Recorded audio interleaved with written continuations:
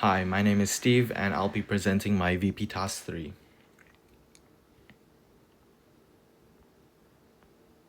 Key areas of focus include calculating the beam's reactions, which include the shear forces, bending moment, deflections, slopes, bending stresses, shear stresses, maximum principal stresses, in-plane shear stress, and failure planes.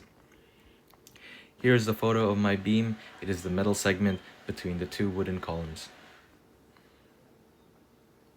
Here is my calculation of moment of inertia. It was based on the dimensions and cross sections of the beam, which were taken and approximated by looking at the bus stop, which was where I got my beam from.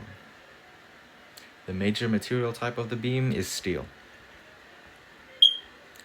Here are my beam reaction calculations. This figure, figure 4, displays my uniformly distributed load, my dimensions of the beam, and the fact that it has a pin and roller support. Here are my shear force calculations.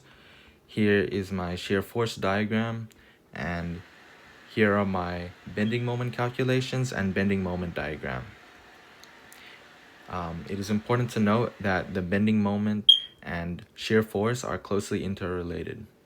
It can be shown through how when I separated the two segments into the uniformly distributed load segment and the non-uniformly distributed load segment. The uniformly distributed segment has a quadratically increasing bending moment diagram, and when you derive that, you get a linearly decreasing shear force diagram. Similarly, the linearly decreasing shear force diagram for the linearly decreasing bending moment diagram, when derived, gives you a flat shear force, which shows how shear force and bending moment are closely related. Here I was doing my deflection and slope calculations.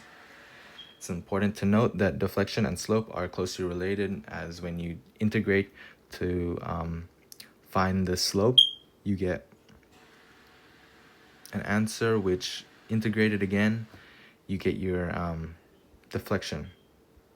Similarly to the bending moment and shear force diagram, the slope and deflection were segmented into two different segments, the uniformly distributed load area and then the area that has no load acting upon it.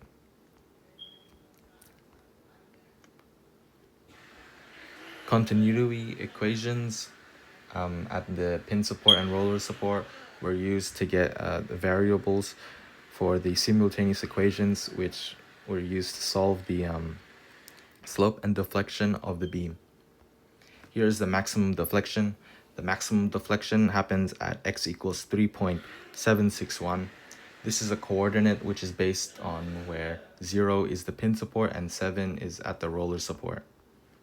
Here is my bending stresses, which is found to be 27.83 megapascals. My shear stress,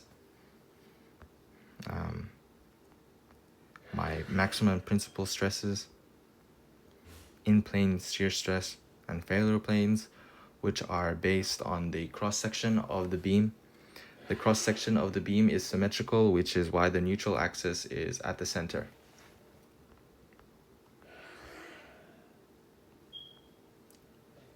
In conclusion, many different forces were analyzed through the beam, such as the bending moment, shear force, deflection, slope, bending stresses, shear stresses, maximum principal stresses, in-plane shear stress, and failure planes. Different values were found for the different internal forces, and it was also found that the internal forces are closely related to each other.